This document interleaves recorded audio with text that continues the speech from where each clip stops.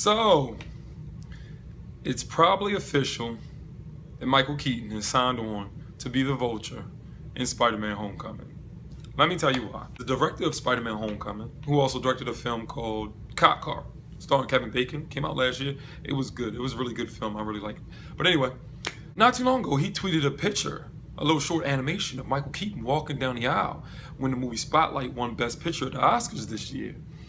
And that's pretty much, I guess, I'll be confirming that he has signed on, without saying we have got Michael Keaton as the Vulture. We're going to hear it if it's true or not in the next couple of days. But it was funny because Michael Keaton was in talks to play the Vulture, or that's what they wanted.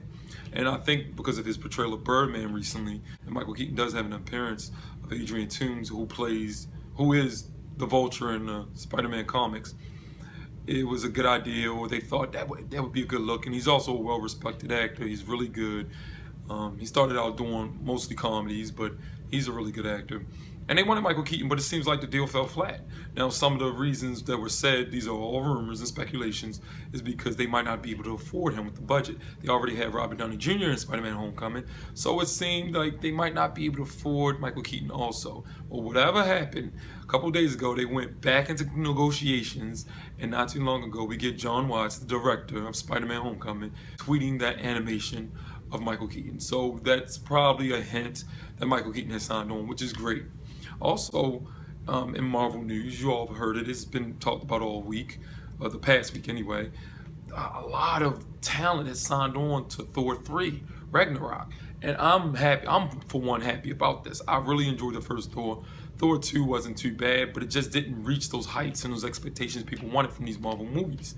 But by signing on all this talent, that could be a good move. For instance, we already know Tom Hiddleston's coming back as Loki. That's great. I just recently heard Anthony Hopkins is in the film too, because I heard before he wasn't going to be in this Thor. But, I mean, how can you have Thor without Odin, right? A whole Thor movie anyway. And Tessa Thompson, who played in Dear White People and Creed, she also signed on to be, she's Odin's command of his, Valkyrie, his group of commandos or something like that. That's pretty good. I mean, throwing some diversity into the cast. But not just that. They got my man Jeff Goldblum playing the Grandmaster, and the Grandmaster is somebody who's like in the universe, throughout the whole universe. He likes to play games, he likes to set stuff up, so I'm interested to see what Jeff Goldblum does with that character. Cate Blanchett, she's playing the main villain, which is a female, and her name is Hela, and supposedly she has something to do with the underworld of Asgard, and she's vicious in the comics. I don't really know exactly what her powers is. She has a ton. Believe me, I've heard about her before, seen her before. Carl Urban, if you remember him, he played in films like, he played in Chronicles of Riddick. I remember he was in Chronicles of Riddick. Also Riddick when he dumped him on the planet. Played Dredd in that remake of Judge Dredd. It was a Dredd movie. I thought that movie was really good. He also plays in Star Trek, the new Star Trek movies, and he's the Doctor. He's a great actor as well, and I really like him. And he's playing, I think he's playing a warrior. I forgot, his name is like Scourge or something like that, I forgot. But he's in the film as well, and that's some talent right there, man. That's some talent. Marvel's getting some talent behind them. I mean, they have before. Robert Downey Jr. is not to be overlooked. The guy's been acting since I was a baby. So I mean, they have talent all throughout Marvel's films. But the fact that they grabbing some people who you probably never thought you would see in a superhero film, Jeff Goldblum, I really love Jeff Goldblum. I've been a fan of him since I was really young. So this is just good news for Marvel, and I hope they pull out a good one, because Thor Ragnarok has to be good. It has to be really good. Thor wasn't in Civil War, neither was Hulk, who's also in Thor Ragnarok. Mark Ruffalo and Hulk's in there. And people were like, oh, are they going to do like a Planet Hulk type of film?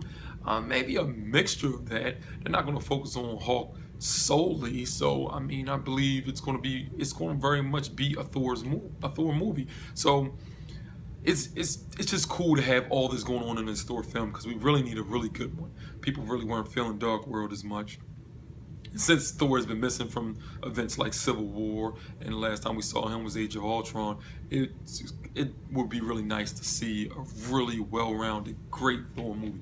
If it at least reaches the heights of the first one, which, I mean, I know a lot of people who didn't like that one, but I really liked it. But some critic acclaim and just a big box office opening would be great for Thor, and we could probably continue to see Thor movies, especially since Chris Hemsworth is very young and he can play Thor for a long time, very long time. Shoot, you know, Chris Evans can play Captain America for a long time. I'm really looking forward for this Thor movie to be good.